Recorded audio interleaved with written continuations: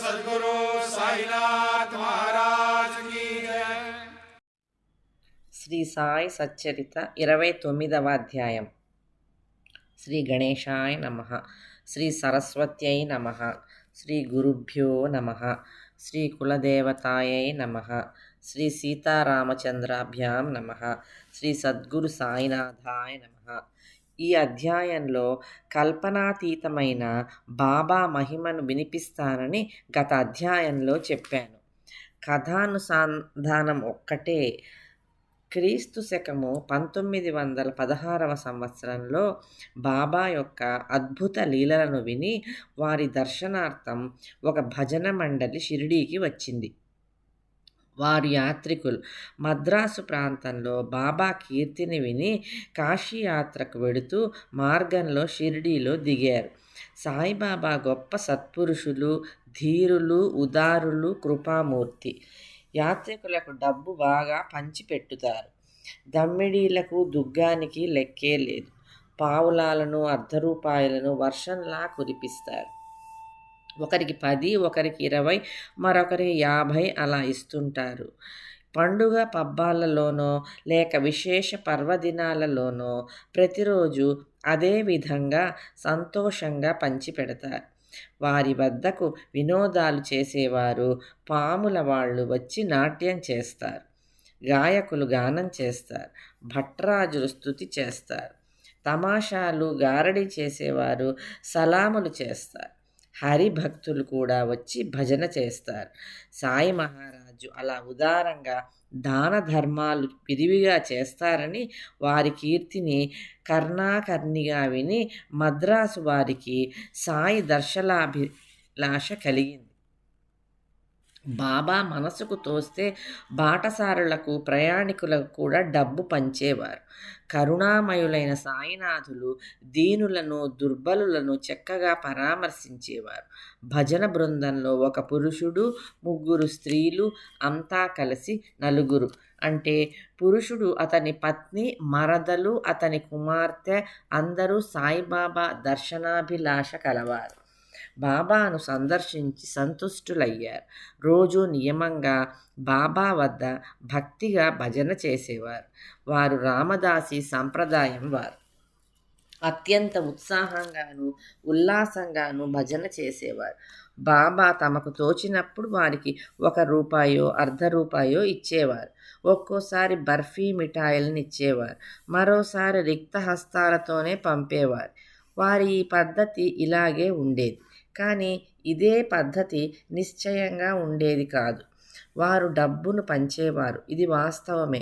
ఇందులో ఏం అసత్యం లేదు. కానీ అందరికీ ఇచ్చేవారు కాదు. వారి మనసులో ఏముండేదో ఎవరికీ తెలిసేది కాదు. ఫకీరులు, బిచ్చగాళ్ళు బాబా ద్వారం వద్దకు ఎప్పుడూ వస్తుండేవారు. బాబా గొప్ప కరుణామయులే అయినా అందరికీ ధర్మం చేసేవారు కాదు. ఆ భాగ్యాన్ని పొందే ఘడియ వచ్చిన వారికే ఆ సత్పురుషుని హస్తస్పర్శను పొందిన ద్రవ్యం లభించేది. ఈ విషయంలో శ్రోతలను సంతుష్టిపరిచే ఒక వృత్తాంతాన్ని మనవి చేసి ముందుకు సాగుతాను. ఉదయం ఫలహారాన్ని సేవించిన తరువాత బాబా మసీదులో ధుని సన్నిధిలో స్తంభం వద్ద కూర్చుని ఉండగా అమని అక్కడికి వచ్చింది. ఆ పిల్లకు 3 ఏళ్ళు. బట్టలు లేకుండా సమయానికి సరిగ్గా చేతిలో రేకు డబ్బా పుచ్చుకొని తల్లి జమిలి వెంట గబగబా వచ్చింది. అమని బాబా ఒడిలో కూర్చుని వారి చేతికి డబ్బా ఇచ్చి బాబా చేతిని పట్టుకొని బాబా రూపాయి రూపాయి అనేది. బాబాకు పిల్లలంటే చాలా ప్రీతి. ఆ పిల్ల కూడా ముద్దుగా, అందంగా ఉండేది. బాబా ఆ పిల్లను ముద్దు పెట్టుకుని చేత్తో నిమురుతూ పొట్టకు అదిమి పట్టుకునేవారు. బాబా అలా పొట్టకు పత్తి పట్టుకున్న అమని మనసు మాత్రం రూపాయి మీదే.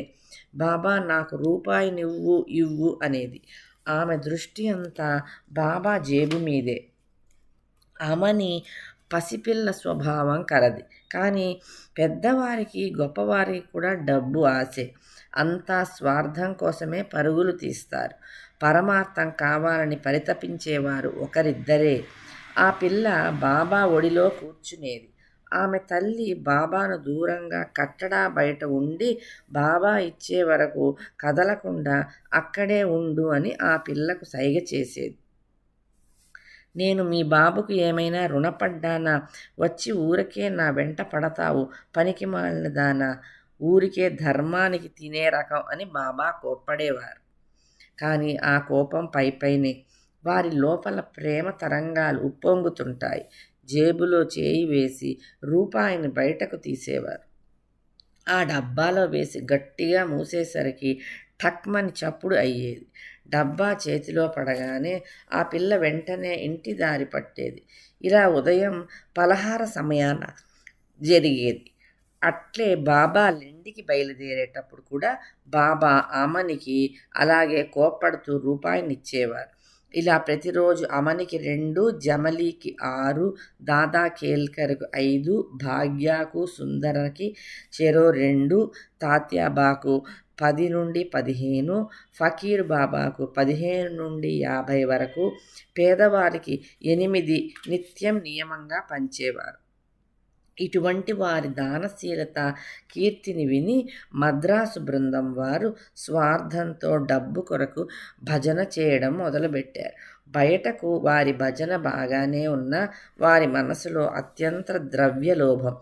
బాబా డబ్బు ఇస్తారన్న ఆశతో ఆ కుటుంబం వారు షిరిడీలోనే ఉన్నారు. వారిలో 3 బాబా చాలా డబ్బు ఇవ్వాలని ఆశ. కానీ ఒక స్త్రీకి మాత్రం సాయి పాదాలయందు భక్తి ఉంది. మేఘాలను చూచి ఆనందంగా నాట్యం చేసే నెమలి వలె, చంద్రుని చూచి ఆనందించే చకోరం వలె ఆమెకు బాబాయందు గౌరవ ఆధారాలు. ఆమె యొక్క భక్తి భావాన్ని కని కరుణామూర్తి అయిన సాయిబాబా ఒకరోజు మధ్యాహ్న హారతి సమయంలో ఆమెకు శ్రీరాముని రూపంలో దర్శనమిచ్చారు. ఇతరులకు అంతా సాయినాథులు. ఆ స్త్రీకి దృష్టికి బాబా జానకి వల్లభుని వలె కనిపించగా ఆమె కళ్ళ నుండి అశ్రువులు జలజలా రాలాయి. అది చూచి జనులు ఆశ్చర్యపడ్డారు. 2 చేతులతో తాళాలు వాయిస్తూ కళ్ళ నుండి అశ్రువులను కారుస్తుంటే ఆ అపూర్వ దృశ్యాన్ని చూచి భక్తులు విస్మితులయ్యారు.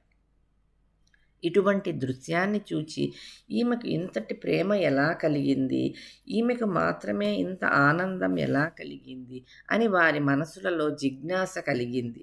తరువాత సాయంత్రం తన భర్తకు ఆమె సాయి యొక్క అద్భుత లీలను, వారు తనకు కలిగించిన శ్రీరామ దర్శన విశేషాన్ని తనంతట తానే ఆనందంతో తెలియజేసింది. నీలోత్పల దళ శ్యాముడు, భక్త కామ కల్పద్రుమమైన భరతాగ్రజుడు, సీతా మనోభిరాముడైన దశరథ రాముడు నాకు కనిపించాడు. కిరీట కుండల పండితుడు, వనమాల విరాజితుడు, పీతాంబరధారి, చతుర్భుజుడైన జానకీనాథుడు నాకు కనిపించాడు. శంఖచక్ర గదాధరుడు, శ్రీవత్సలాంఛన కౌస్తుభ హారాలతో శోభిల్లు పురుషోత్తముడైన పరాత్పరుని మనోహర రూపాన్ని నేను చూచాను.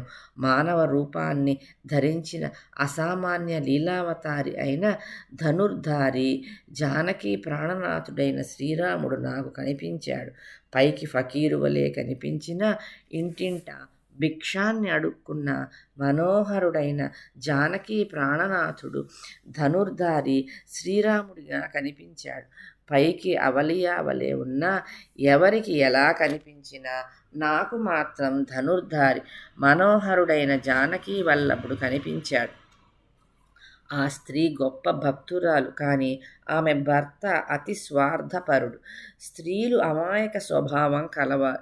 ఇక్కడ ఎక్కడి రాముడు? అమాయక భక్తులకు మనసులో ఉన్నదే పైకి భాసిస్తుంది.